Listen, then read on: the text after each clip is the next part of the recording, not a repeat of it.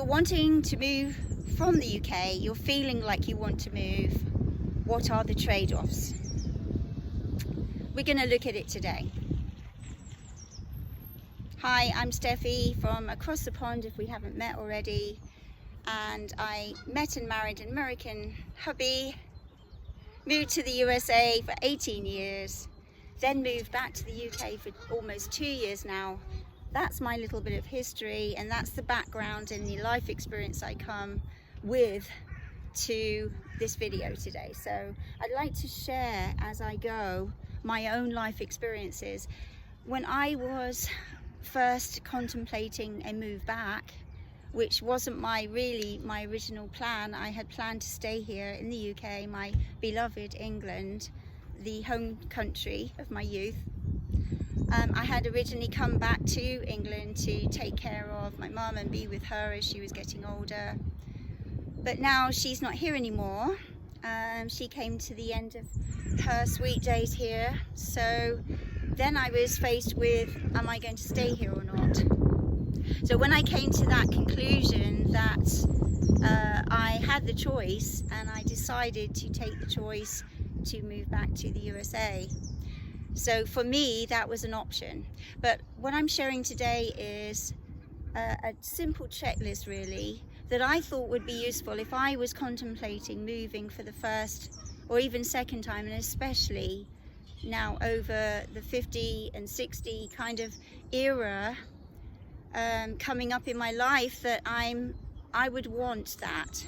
I would want to have some kind of mental checklist from somewhere or somebody to help me, because there's so many things to think about, let's face it. So moving, whether you're in your 20s, 30s or whichever age, and especially when you're older, things seem to get harder when we're older in terms of mentally thinking about things. So today, this is my purpose today, to share with you some of my life experiences, some of the really pinpointed trade-offs that I can think of that would possibly help you. So here we go. So here I am in my favorite area, as you can see from my other partner video. If you'd like to check that out at some point, that really goes with this video. I'm leaving the UK for the second time, because this will be the second time now. Of course, I'm older now, but in your 20s and 30s, I'm going to start with that. Number one, with friends and family. That point is an extremely poignant one, whether you're whatever age you are, whether you're a teen, go all the way up to being older. Because the people in our lives are very important, and even if they're negative influences in our lives, they're still a very major part of our lives. So people, we need to think about that really. Are we even prepared to leave our friends and family? Or I should say family and friends. But either way, some people aren't blessed with a family at all for different reasons, and they may say, well, my friends are more like family to me. That's the case with some people.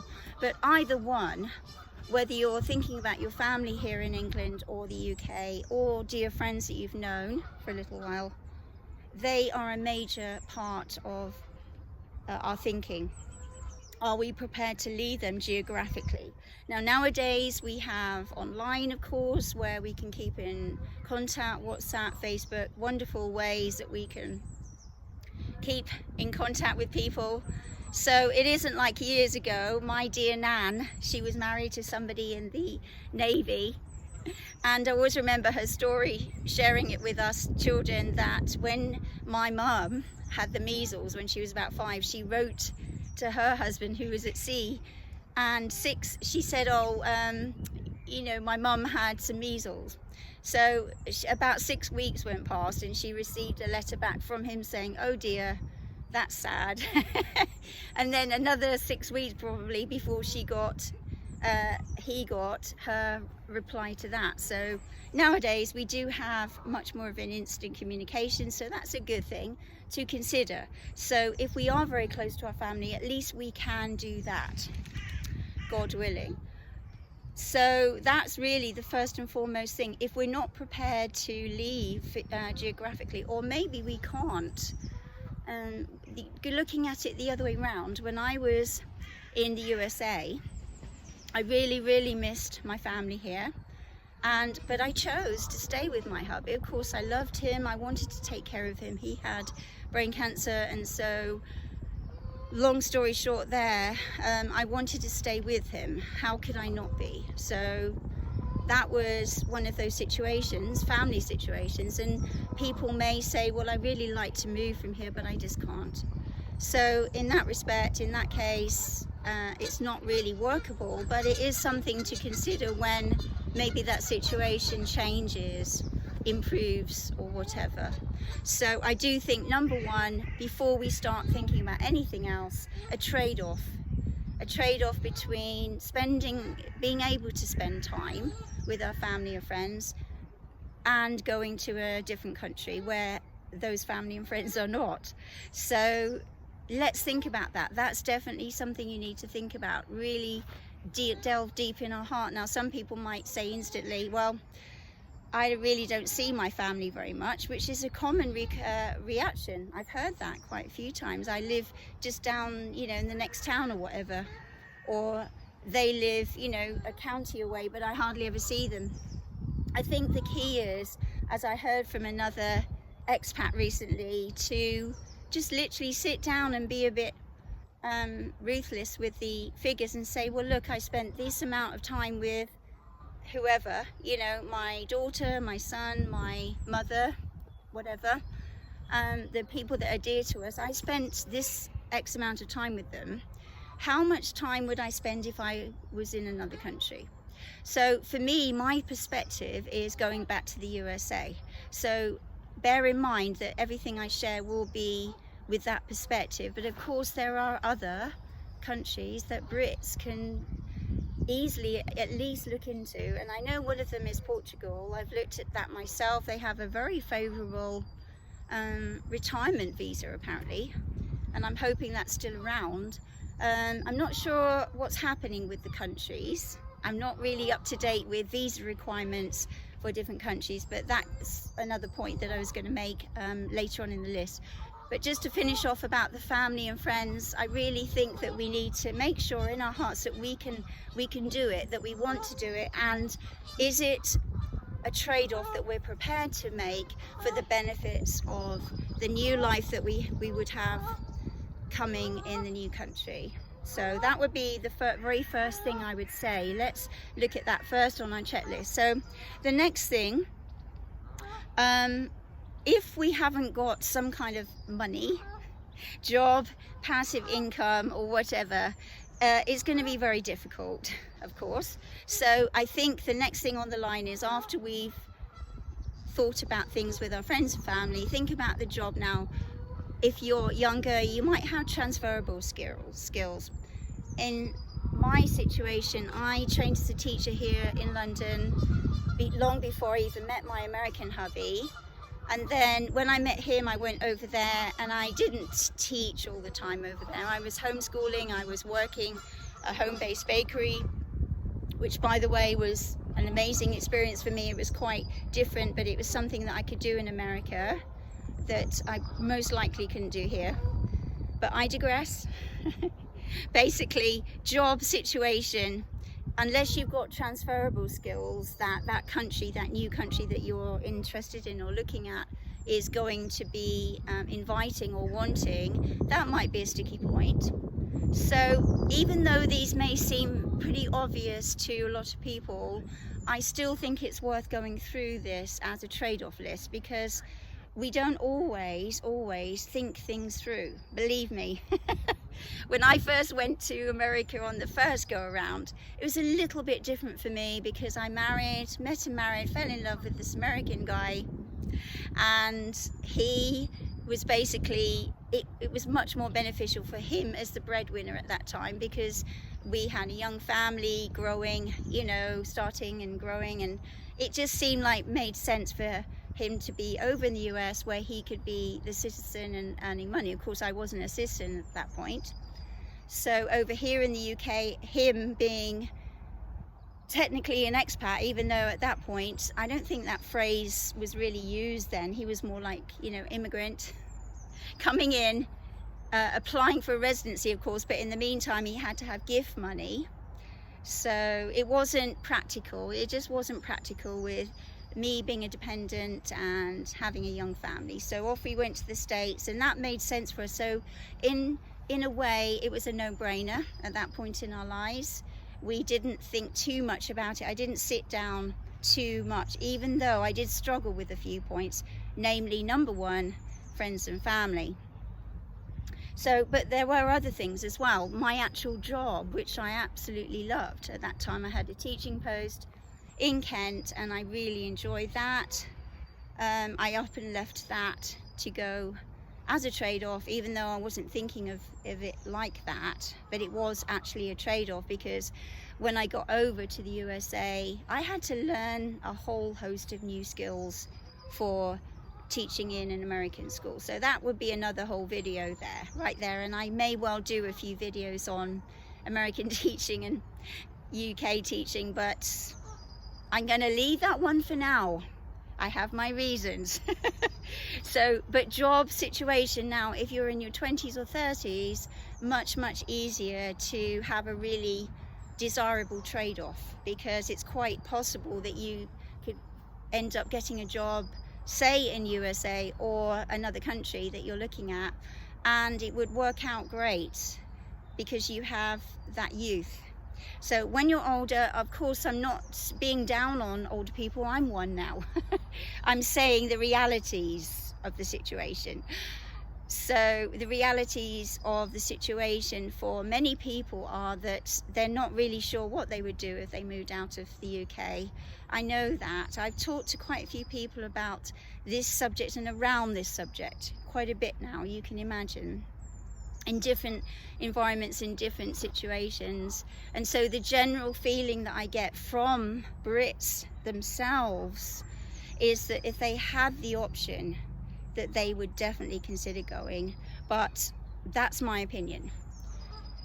Okay, so job situation, and then of course, are you willing to do things like they want them done? So a teaching, from my experience, my personal experience again, if I was moving my teaching skills to America, I have to be ready and willing to teach like they want me to do, or to fulfill their rules and regulations or whatever. So all of these aspects are important to think about.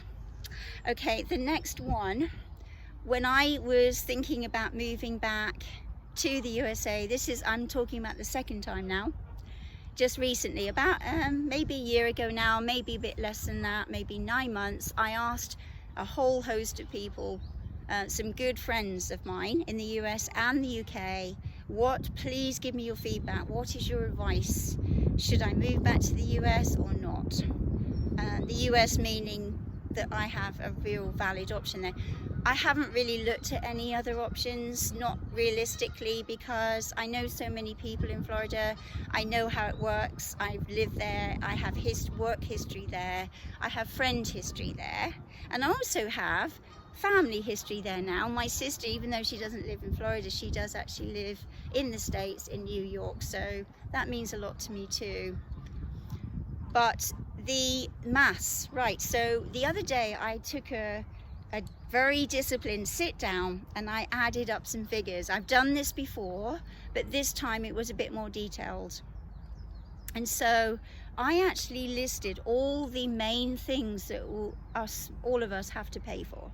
Of course, housing, cars, food. You know, I actually didn't include food in my bill summary because that's kind of separate to me. I was looking at all the actual bills, the utilities, the things that I have to pay for each month.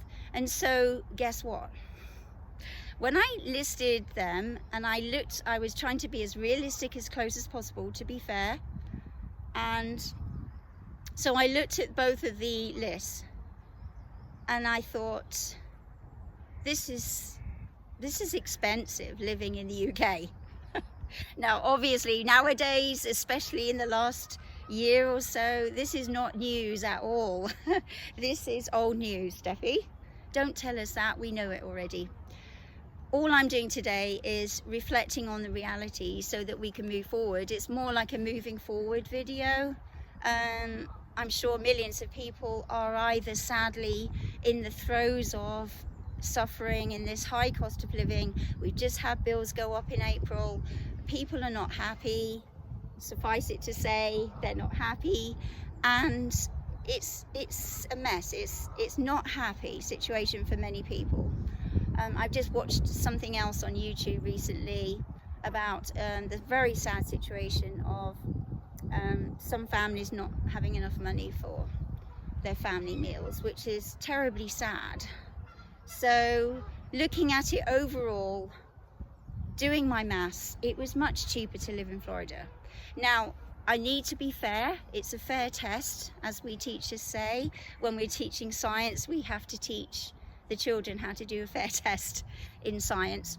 So looking at it fairly and squarely, if I have a mortgage over in Florida, it would be coming up to close to being about the same, but it's still cheaper. Okay, it's still cheaper, but in my case, and I would hope in quite a few people's cases, they could take the money from that they've saved. Now I'm talking to mainly older folks, say after 40 plus, when they have actually had time to maybe buy a house or accumulate a little bit more than, you know, younger people. So bear with me with that. If you haven't got that kind of asset or accumulation of cash, it wouldn't really refer to you. But if you have got a house and you can sell that, you can realistically and very easily buy something. And even in Florida, where the prices have gone up since I've been back in the UK, they've apparently gone up, and now they're maybe going back down again, which would be good for me, but it's not good for selling. So sorry folks if you're selling a house in Florida. But the buyer, it looks like it might be a buyer's market there. So either way though, even if it was a seller's market, you can still get hold of a house that's detached, at least 2 to 3 bedrooms, at least 2 bathrooms, a whole yard, a whole garden, nearly always a garage, if not a garage, a carport, and so on. So you've got a lot to consider there. So in my case, I'm aiming to buy a house without a mortgage, and that will make a huge difference for me personally. So I'm trying to look at this from a lot of people's viewpoints of situations, but it's definitely something that you can consider if you're looking to move from the UK to another country. Look at what it would cost and just add everything up.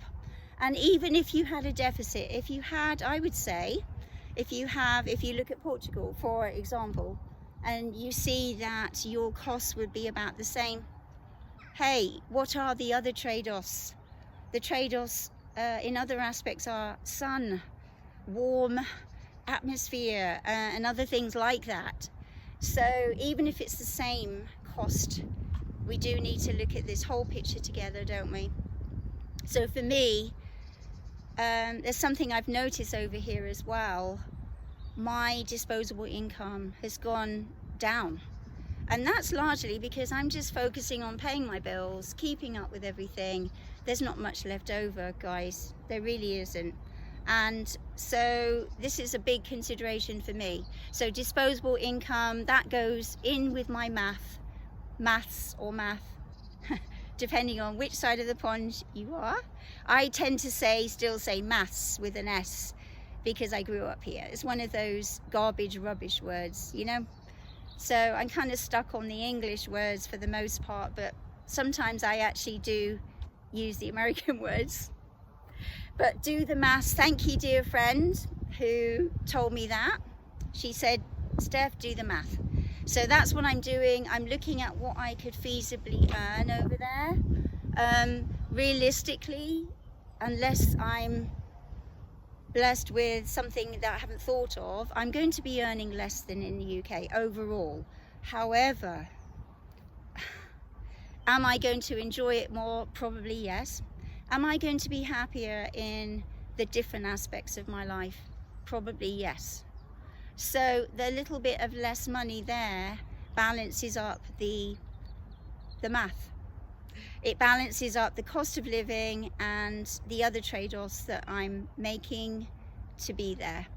Hoping that this makes sense so far. So yes, do the maths, definitely do some maths. I know there are things that you cannot always anticipate until you get to the new country, but most of us can just really sit down and think about generally what we would need for each country. So find out what you would need and then go on from there. So of course, in with maths would be jobs. Do you have any passive income? That's really something nowadays that older people can realistically look at. So to supplement their income. With the younger folks, definitely just really go with the flow with the job situation. If you really think it's unrealistic, then that's a trade-off that you couldn't probably risk. I'll be very interested, by the way. I'm eager to hear your comments. If there's anyone out there watching who's done the move already, who's a Brit, moved to another country, and I know I have watched a few already on YouTube of people moving to different countries, not particularly USA, but I know that's more difficult to do, and some folks now might not even want to. Enough said on that. But yeah, the situation is, the whole world is, you know, there's going to be something somewhere that you don't like or you do love, and they're all trade-offs, aren't they? So that's the theme of our video, isn't it? So next one, weather-related issues. So when I went there the first time, I had a big struggle with the weather in Florida. I wasn't used to the high humidity at all. Of course, coming from England, and Devon was very calm weather, very temperate weather. We didn't have too many sunny days, but of course we know what British weather's like. You make the most of it. Like today again, it's a gloriously sunny day, so I'm out and about trying to make the most of it. But usually it's cold, but it's not humid, and it's not filled with hurricanes like Florida is.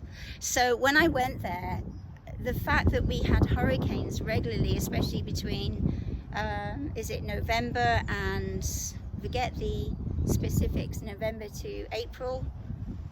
No, that's wrong. I think it's something like May to November. That's right. So please, American friends, let me know if I get any of these facts wrong about America. I value that. So 2 weeks after I moved in 2004, we were moving into our new house, and about 2 weeks into it, we were just busy putting furniture together, buying furniture, setting it up, and my husband turned around and said, we need to stop plan A and do plan B. We've got a hurricane coming. So we had to fill up baths. He said, fill up the bath. He was busy filling up these water canisters. I'd never seen anything like it in all my life. It was one of those things that I was pretty naive when it came to things to expect from American life, I have to say. So I just went along with it because I could see what was happening, you know, shutters on the windows. I'd seen him putting these boards up at the windows. It was very dramatic, but I realized why later. When he used to leave a little space in between the boards so that in the middle of the night I could peep out and pray that our house wouldn't be hit and destroyed. Thank God it wasn't. But that is something that, you know, mentally and physically, of course, with your own house, you have to be ready with that trade-off. In England, we never get those, do we? So that's a pretty big trade-off there. But going back now, I'm fully aware of the fact that we will have hurricanes at some stage. It's just the breaks. It's the way it is over there. So I have to accept it. If I don't want to accept that humidity in the middle of summer, don't go, Steffi. So it's like a big trade-off, but something that I need to work out in my mind. Okay, so the legal aspects. Somebody might say, well, that comes as number one, doesn't it? In my mind, no, it doesn't, because, and here's why. Because if we haven't consolidated the other ones I've mentioned first, if we haven't been willing to be ready for moving, you know, thousands of miles probably away from our family and friends, or I'm saying friends in terms of the ones that we have in Britain. That's not to say we can't make new friends, but you know, the original ones. If we haven't dealt with that in our hearts, then looking into the legal aspects isn't going to really help. So that's really why I put the legal aspects way down the line. So if we can come to terms with the other things, then we can move on with the legal aspects, right? I've thought about it, I've thought about those things, let's look into whether I can legally do it now. So in my real life experience, when I went to Florida, my husband got on to the paperwork and applied for me to be a resident. So all of that process costs money. In those days, I can remember us paying several hundred. I think one of the forms that we had to submit, they have these different forms with code, you know, specific forms that we have to fill in according to what process you're in. But these forms, I think one of them was $700, about £500, and so on. So, and then we had to travel like 3 hours to Louisiana to do my fingerprints. I think we did that on more than one occasion. So it was quite demanding. And I do have a dear friend who's also gone through that specific process, a sister and a friend. My friend in Florida, she's gone through that exact same thing, and it's demanding. It's sitting down and having to look at your whole life history basically, and all the details, you know, of course, not just where you were born or whatever. It's a lot of details. So you have to be prepared for all of that, and I would imagine most countries of the world are the same. It's not just the USA. Probably fair to say that some countries are easier than others. So that's definitely something that we have to look at. Is it even legally possible for me to do it? And then if you're married, if you have children, can we do all this? So look into that. If I can find any handy links, I will certainly put them in the description below. That's one of my goals. After I've done the video, I will look for good links for you guys to look up. It helps, doesn't it? Even though some of them are pretty obvious, but it's a nice handy checklist of trade-offs and things to consider.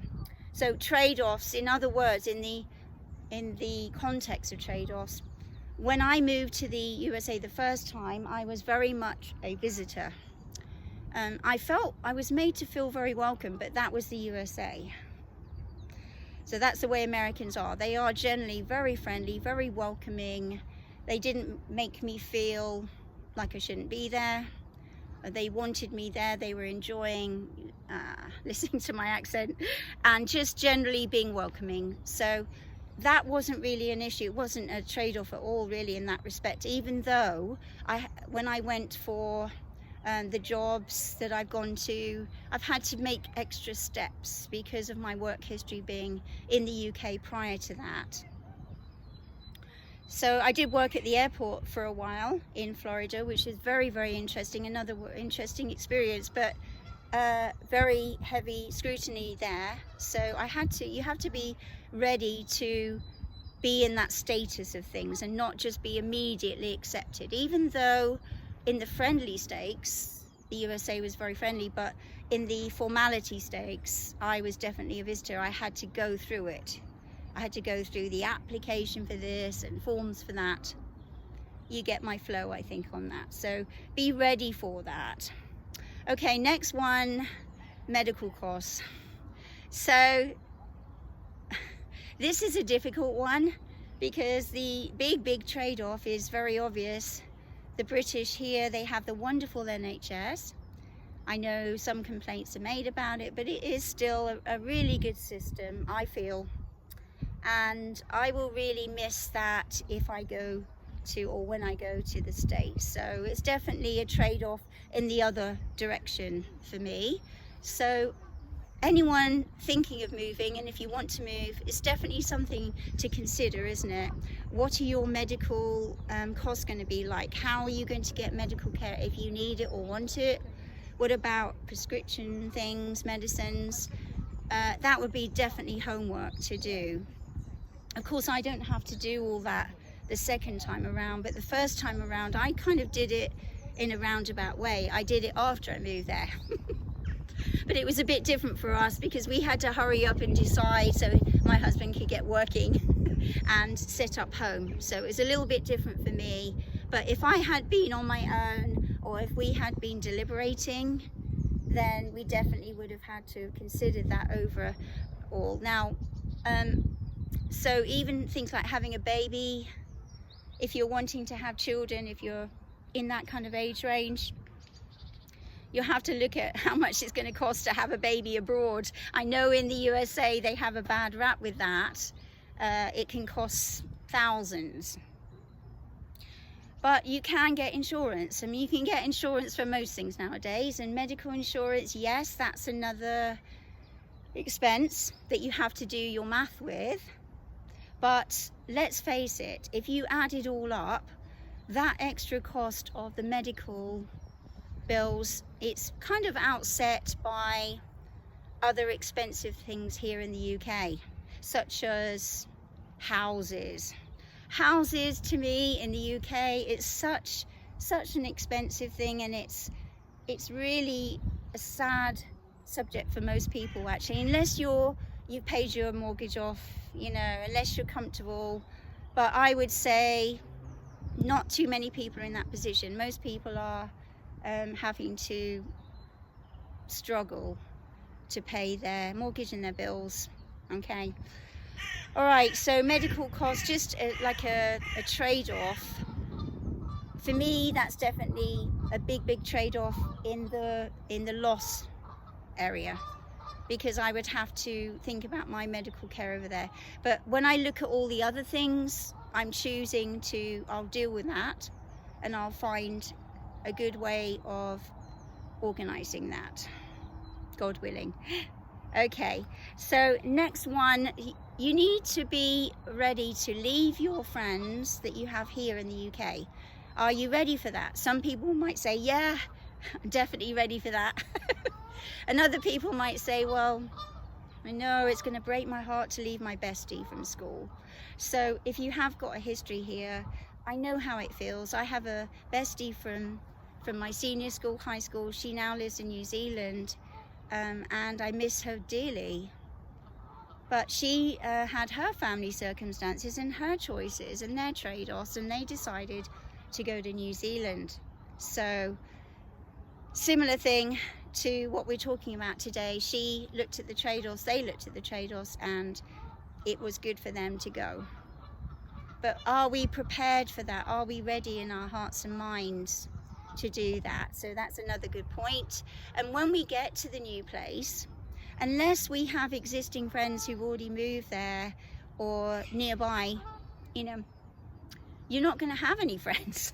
You're going to have to go start life again, so to speak, and make some new friends and be a bit proactive in that.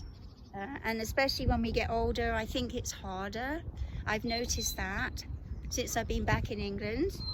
I've noticed that it's harder because people are they're either busy with their families or they know everybody, and the British way is very reserved anyway, pretty closed. And so yeah, it's been difficult.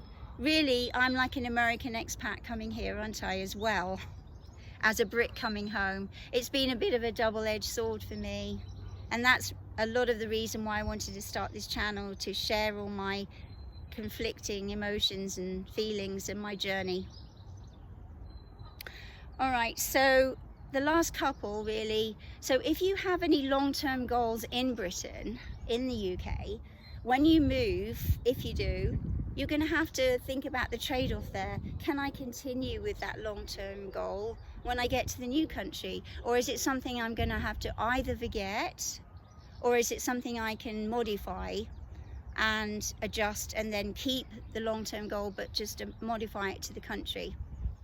So I do think that's important to keep in our minds, because my long-term goal now, after I've taken care of my hubby and my mum, my long-term goal now is to be financially secure, to have a home where I just love being, that I've paid for, and to have enough spare time and disposable income to do a little traveling, to do some visiting of friends in different states, and even come back to England. When I was, interestingly, as a side point, when I lived over in the States, I came back to England numerous times, and each time I came back I had very, very quality time with my older daughter, who, by the way, is quite, she's sad that I'm going, but she's also very, very understanding of the reasons why as well. So she used to come over and stay, and I used to come here and visit, and we had quality time. We used to plan things, and we had set times together, which doesn't always happen when you're actually living in the same country. It's ironic, but it doesn't always work that way. Now, I have seen lots of my older daughter. I'd be very happy to say that. We've had some lovely times out. We've gone for mum and daughter spa days. We've been shopping together. We've done a lot more than I could have done in Florida in that respect. But in other respects, there's the in-between bits. There's the in-between bits where I love to spend time with my daughter, but what happens in between, you know, in the dark and dismal winter months especially, but even in the rest of the year months, what happens then in between times, you know, what's happening in my life. So as I said in the other video, which is why I'm kind of doubling up a little bit on what I said in the other video, but not too much, I have to look after my own well-being now. And as we get older, I think you would agree that's essential. Not only are we hoping to be physically fit and well as long as we can be, but mentally fit and mentally happy, mentally well. And so that's what all part of my long-term goal is. And so the big trade-off is I get that much more. There's a much bigger possibility of getting that in the USA for me than here in Britain. All right, so I've lost count of how many I've mentioned, but the last one really that kind of encapsulates all the other process here, we have to think of this trade-off, okay? Adapting to new things in that country. Are we really willing to adapt to that new country? So let's take Spain as an example. So we talk quite a lot, well I have, about the USA. Let's look at Spain, for example. If I was thinking of moving to Spain, am I really prepared to assimilate somewhat into their culture? Am I prepared to learn a little Spanish? Am I prepared to go along with their shopping hours or their style of food or whatever it is that's in our lives over there? Are we willing and do it with a good attitude, or are we going to complain all the time that, oh well, I have to, they don't do this, they do this in England but they don't do it here? You know, we need to have that definite willingness at least, and be happy that they've allowed us to move there. Actually, any country, if we Brits choose to go to a different country, to a large extent, we have to be willing to at least embrace, is the word, embrace that culture. Otherwise, what are we doing there? Why not stay in England and complain here? So I sure hope that you've enjoyed this video today. I wanted to share from my heart a few things that we really must look up and put down and make a whole chart. That's what my son and I did about a year ago now. We sat down and we had a whole checklist and looked at all the trade-offs of the advantages, disadvantages, and sometimes what will we have to leave altogether. In case of family and friends, it's not really a case of 50%, is it? It's more or less 100%. You're not losing them totally off the face of the earth, hopefully, but you are losing that immediate contact. So hopefully that would be something that you would get to first and consider if you even want to do that. But thank you so much for watching today. I really appreciate you guys. Those of you who've already subscribed, thank you. And I appreciate having the community on here. It's been wonderful to hear some of your experiences. Please keep it coming. Please keep your experiences coming. And I will look forward to chatting with you in the next video. I'll leave a link to some of the things I've mentioned down there. And like I mentioned before at the beginning, if you'd like to see my partner video, why I'm leaving the UK for the second time after 50, I'll leave the link whichever side that comes up.